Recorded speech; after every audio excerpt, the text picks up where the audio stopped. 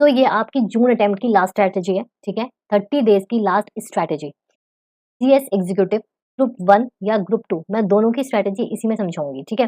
सबसे पहले आपको अपने माइंड में ये क्लियर रखना है कि जो सब्जेक्ट है आपका उसका बाइफर्केशन क्या है, ठीक है। जेआईजीएल में आपका पूरा का पूरा फुल 100 मार्क्स का पेपर आता है, ठीक है, इसमें कोई बाइफर्केशन नहीं है, तो आप ये नहीं कर सकते कि ये वाला चैप्टर इस पार्ट में है तो इतने मार्क्स का आएगा, ठीक है, तो कोई बाइफर्केशन नहीं है। बट उसमें भी डरने की बात नहीं है, बिकॉज मैं बताऊंगी कि उसमें आपको कौन कौन से इंपॉर्टेंट चैप्टर्स करने हैं। सेकंड, कंपनी लॉ की अगर हम बात करते हैं तो कंपनी लॉ का कंपनी लॉ का आपका 50-40-10 इस तरीके का रेशियो है, ठीक है। 40 मैं बोलूंगी कि बहुत इंपॉर्टेंट है, जो कि आपका पार्ट बी, ठीक है। एसबीईसी में 40-35-25 ये आपका बाइफर्केशन है, एंड टैक्स में 50-50 है। तो ये ग्रुप 1 की पूरी आपका आउटलुक है। इससे आपको कैसे क्लियर होगा, देखो, अगर आपको सीएल, जैसे मैंने बोला पार्ट बी आपका इंपॉर्टेंट है, तो अभी जो रिमेनिंग 30 डेज है ना, मोर फोकस ऑन 40 मार्क्स, ठीक है, ताकि आपका एक लॉट जो है वो साइड हो जाए, ठीक है। इंपॉर्टेंट भी है और थोड़ा सा टाइम भी लगता है इसको समझने में, तो एटलीस्ट 1 वीक, फर्स्ट 1 वीक आप पार्ट बी को समझने में रखो, ठीक है। फिर आपका पार्ट ए एंड सी आप ये करोगे। ऐसे ही एसबीईसी में, इसमें इंपॉर्टेंट एज सच मतलब सारा ही कुछ इंपॉर्टेंट है, बट एसबीईसी में आप अपने हिसाब से जो आपको लगता है कि आपका पार्ट स्ट्रांग है, आप उसको पहले डील करोगे, ठीक है। टैक्स में आपका 50-50 है। इसमें मैं बोलूंगी वैसे आपको कि जीएसटी एंड जो आपका कस्टम्स है वो कम कॉम्प्लिकेटेड है as compared to DT, because DT में जो आपका फोर्थ चैप्टर है जिसमें कि आपका सैलरी, एचपी, पीजीबीपी, उसमें आप कितने भी क्वेश्चंस कर लो वो आपके लिए कम रहेंगे, ठीक है। तो आपको क्या करना है, आपको पहले जीएसटी यानी पार्ट बी जो आपका आईडीटी वाला है उस पर फोकस करना है, राइट।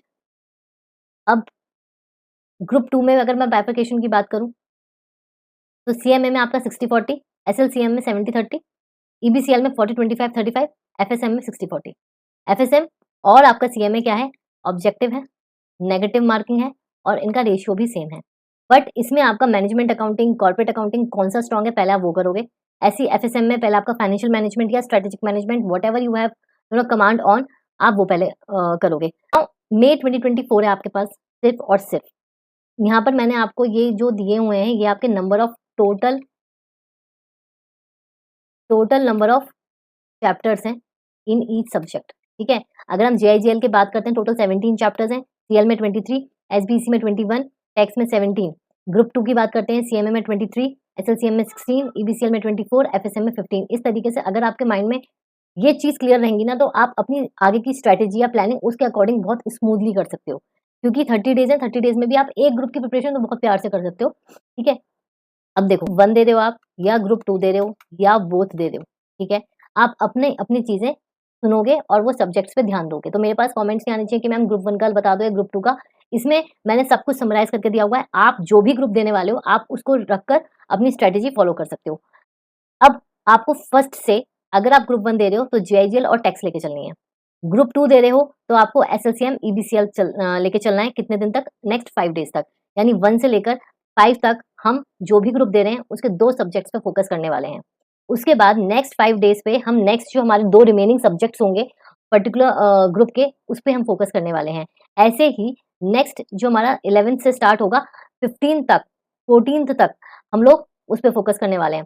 फिर 15 से लेकर 21 तक हम नेक्स्ट रिमेनिंग सब्जेक्ट्स पे फोकस करने वाले हैं। और हमें जो स्ट्रेटेजी इसकी बनानी है कि हमें किस तरीके से करना है वो भी मैं आपको पूरा एक्सप्लेन करने वाली हूँ, ठीक है। बट इतना क्लियर हो जाना चाहिए कि हमें किस तरीके से सब्जेक्ट वाइज चलना है। अब ये आप देख रहे हो, एक मैंने येलो से हाईलाइट किया हुआ है और एक मैंने इससे हाईलाइट किया हुआ है पर्पल से। तो इसका क्या मतलब है, इसका ये मतलब है, और यहाँ पे आपको रिवीजन रखना है, ठीक है। बी ऑनेस्ट टू योरसेल्फ, ये तो हमेशा मेरा रहता ही है। जब भी आप प्लानिंग बनाते हो, प्लानर बनाते हो, या फिर आप अपनी कोई भी चीज करते हो कि मुझे एक टारगेट ये है और मुझे अचीव करना है, उसके लिए आपको ऑनेस्ट रहना पड़ेगा, अदरवाइज आपकी वो चीज कंप्लीट नहीं होगी। अब देखो, must to do chapters for group 1 and group 2। अगर हम पहले जीआईजीएल की बात करते हैं, अब आपको समझ में नहीं आ रहा कि मैम फर्स्ट 5 डेज में हम कौन से चैप्टर्स करें, कौन से इंपॉर्टेंट है, हमें तो सारे कुछ इंपॉर्टेंट लग रहा है या सब कुछ ही वेस्ट लग रहा है। चैप्टर 2 जो है आपका कॉन्स्टिट्यूशन ऑफ इंडिया, आप उससे स्टार्ट करोगे। फिर चैप्टर 8 to 10 जो आपके सारे आईपीसी, सीआरपीसी, स्पेशल कोर्ट्स, ये वाले चैप्टर्स हैं, ये इंपॉर्टेंट, इनमें टाइम भी लगता है। फिर आप ये करोगे और फिर आप रिमेनिंग करोगे 5, 6, 7। ये आपके मोस्ट इंपॉर्टेंट चैप्टर्स हैं जो आपको करने ही करने हैं, ठीक है। फिर कंपनी लॉ की अगर हम बात करते हैं तो मैंने आपको स्टार्टिंग में ही बताया था, आप पार्ट बी से स्टार्ट करो। 40 मार्क्स का ये, 10 मार्क्स का ये, आपका 50 मार्क्स का एक साइड होकर रख जाएगा। एसबीईसी में आप पार्ट बी लो और पार्ट ए के 6 to 12 ले लो। पार्ट सी भी कर सकते हो, ठीक है, उसमें भी थोड़े से लेंथी चैप्टर्स है, बट स्टिल पहले focus on A and B. DT का मैं ऑलरेडी बता चुकी हूँ, आईडीटी का क्या, पहले कस्टम्स एंड जीएसटी लेके चलो। ये आपका जो येलो से मार्क किया हुआ है, इसका क्या मतलब है कि पहले आप क्या करोगे, आप पहले यहाँ से लेकर 1 से लेकर 10 तक जो भी मैंने बोला है वो सारे चैप्टर्स मेक श्योर कि इतने 10 दिन में आपके हो जाने चाहिए चारों सब्जेक्ट्स के, क्योंकि बेटा अब टाइम नहीं है, आप वेस्ट नहीं कर सकते हो, ठीक है? आपको दिन रात अपना देना ही पड़ेगा। अगर नहीं देना चाहते हो तो अटेम्प्ट मिस होगा, और अगर आपको ऐसा लगता है कि पहले के आपने दिन वेस्ट करे उसी का रिपरकशन है ये, ठीक है? तो अब जो दिन बचे हैं आपको दिन रात एक करना पड़ेगा। ये आपकी बात हो गई ग्रुप 1 की, ठीक है? जो आपको फर्स्ट 5 डेज में करना है। उसके बाद जो आपका नेक्स्ट फेज होगा उसमें आपको 1, 3, 4, 7 टू 11 टू 15 इन जीआईजीएल, ठीक है? ये जीआईजीएल है, ये आपका कंपनी लॉ है, ये आपका एसबीसी है, और भाई यहाँ मैंने ऐसा कुछ लिखा नहीं बिकॉज डीटी ही बचता है, और डीटी में आपकी अपनी अंडरस्टैंडिंग है तब वो कौन से चैप्टर्स करने हैं। मैं आपको बोलूंगी 1, 2, 3, 4 चैप्टर का आप सिर्फ थ्योरी करो अगर आपके पास टाइम नहीं है तो, एंड 5, 6, 7, 8, 9, 10 तो आपके हैं। वो छोटे-छोटे चैप्टर्स हैं, वो एक दिन में एक चैप्टर भी आराम से हो जाएगा, लेकिन सारी बात फँसती है आपके चैप्टर 4 की, क्योंकि चैप्टर 4 आपका बहुत लेंथी है।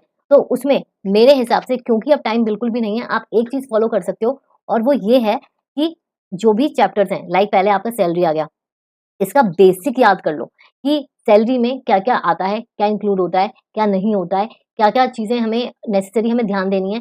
बेसिकली थ्योरी, एंड जो पूरा उसका क्रक्स है सैलरी का, एचपी का, पीजीबीपी का, जितना हो सकता है आराम से वो कर लो। उसके ही प्रैक्टिस करो क्वेश्चंस, तो इससे आपका काफ़ी हेल्प हो जाएगी। रादर देन क्योंकि अब टाइम नहीं है, आप न्यूमेरिकल सॉल्व करने बैठे रहो, वो मत करना। अभी आपको स्मार्ट स्टडी करना है, ठीक है?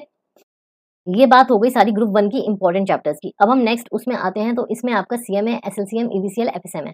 इसमें बेसिकली आप देखो, मैंने फिर से बोला ये 60-40 है और ये आपका 60-40 है। लेकिन मैं इसमें आपको एकदम से ये नहीं बता सकती कि आप पहले मैनेजमेंट अकाउंटिंग कर लो या पार्ट ए कर लो एफएसएम में, क्योंकि ये स्टूडेंट टू स्टूडेंट वेरी करता है।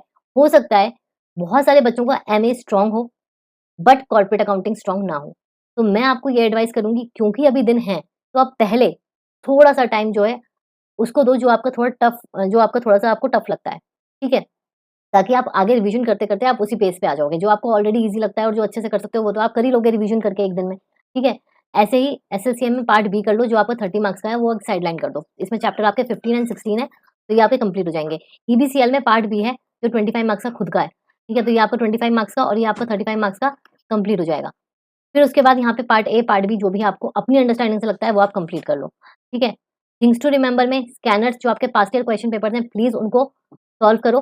दिसंबर 23 का आपको 1-2 दिन में मिल जाएगा, पूरा सॉल्व्ड क्वेश्चन पेपर मैंने करवाया है, तो वो वीडियो मैं अपलोड कर दूँगी। नेक्स्ट मॉक टेस्ट, अभी भी सीएल के मॉक टेस्ट अगर आपको देने हैं, तो आप कॉन्टैक्ट कर सकते हो इस नंबर पर, सिर्फ व्हाट्सएप, राइट? तो ये आपका पूरा का पूरा स्ट्रैटेजी है of 30 days, and make sure honesty के साथ आप इसे करोगे, आराम से हो जाएगा। 30 डेज़ भी यार इनफ होते हैं, और अगर आपने जिस तरीके से मैंने बताया, देखो अगर वैसे फॉलो करते हो, तो स्टिल 22 टू फर्स्ट, क्योंकि आपके सेकंड से स्टार्ट होने एग्ज़ाम्स। बहुत टाइम है रिवीजन का, मॉक टेस्ट देने का बहुत टाइम है, ठीक है? स्टिल कोई डाउट्स हैं तो आप मुझे कॉन्टैक्ट कर सकते हो, जो मैंने आपको नंबर दिया उस पे व्हाट्सएप कर सकते हो। और ये जो पीडीएफ है, ये भी आपको मेरे टेलीग्राम चैनल पे मिल जाएगी, तो वहाँ जाके जॉइन करो अगर अभी तक आपने जॉइन नहीं किया है। क्योंकि सारी की सारी जो भी रिविजनरी वीडियोज़ मैं ला रही हूँ, उसकी पीडीएफ फाइल आपको मेरे टेलीग्राम चैनल पे ही मिलेगी, ठीक है? लिंक आपको डिस्क्रिप्शन में मिल जाएगा मेरे टेलीग्राम चैनल का। Okay, so all the best.